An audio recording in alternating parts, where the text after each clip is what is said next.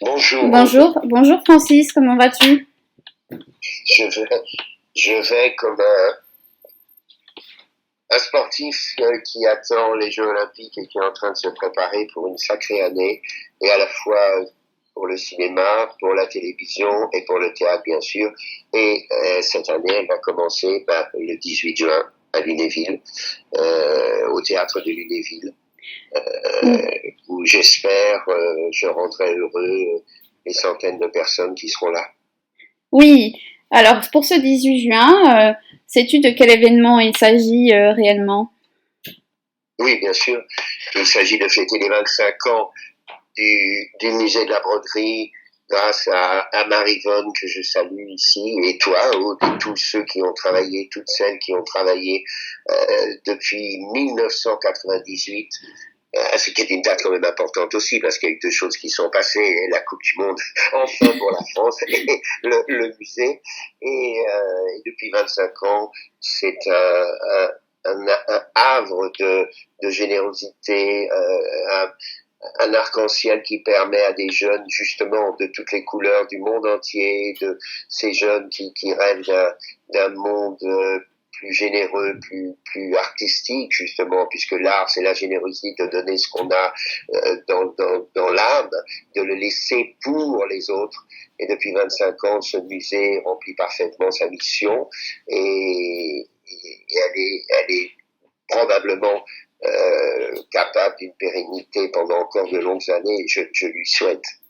Et nous sommes fiers de pouvoir transmettre ce merveilleux métier d'art aussi, de notre côté, pour qu'il puisse vivre encore de longues années. Alors revenons-en à Création Nouvelle.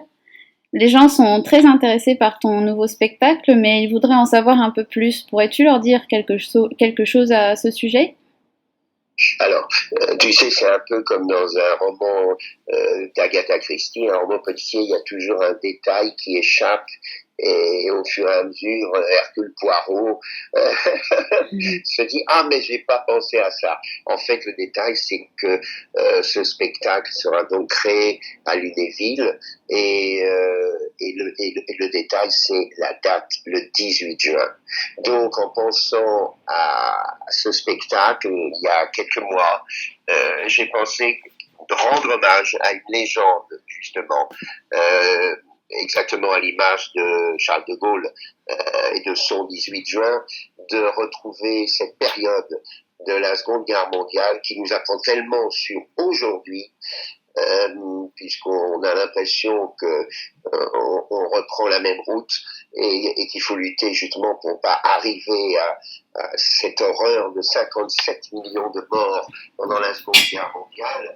Et donc, ce 18 juin 2023, je rendrai hommage à une grande légende qui a évidemment vécu au moment de cette Seconde Guerre mondiale, et qui a montré par sa passion et par son art qu'on pouvait lutter avec notre arme à nous, c'est-à-dire justement le spectacle. Et ce sera une rencontre où le fantôme, j'espère, sera présent au premier rang parmi les 400 spectateurs pour entendre à quel point il est toujours vivant alors qu'il nous a quittés, bien évidemment.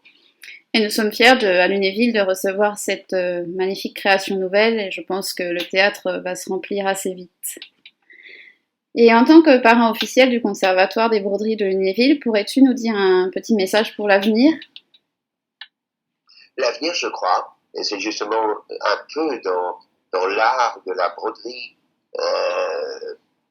où il y a les épingles, où il y a toutes les matières qu'on fait passer à travers ces épingles. Je pense que l'épingle que nous sommes, la vie est en train de nous traverser.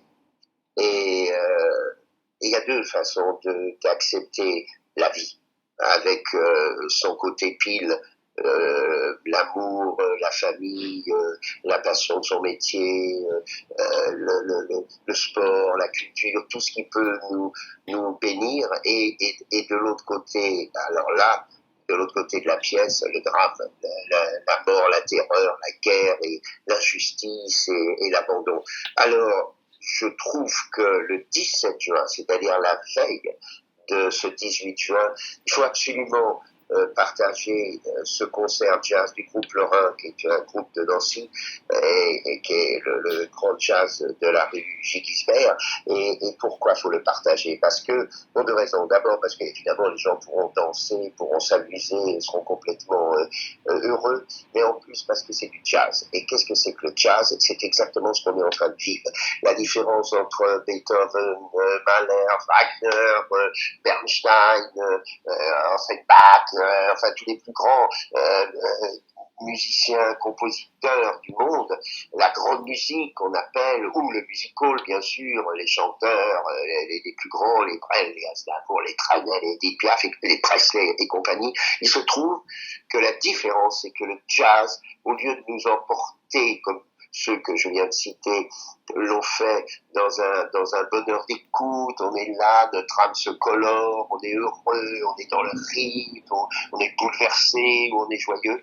Au contraire, le jazz, il ressemble à la vie, c'est-à-dire qu'on ne sait pas du tout ce qui va se passer, c'est-à-dire que tout d'un coup on est un peu pris à la gorge, tout d'un coup on comprend rien, on n'écoute plus, tout d'un coup on est repris, tout d'un coup on sait ce qui va se passer, ce qu'on va entendre. Voilà, c'est la merveilleuse et la dangereuse vie musicale que représente le jazz. Et ça veut dire que nos trois générations de 40, 60, 80, il faut qu'elles comprennent qu'elles doivent tendre la main à la génération des 20 ans et que si ensemble, main dans la main, ces quatre générations ne construisent pas l'avenir, on commettrait une erreur terrible. Parce que nous, je trouve qu'on a été comme dans une île.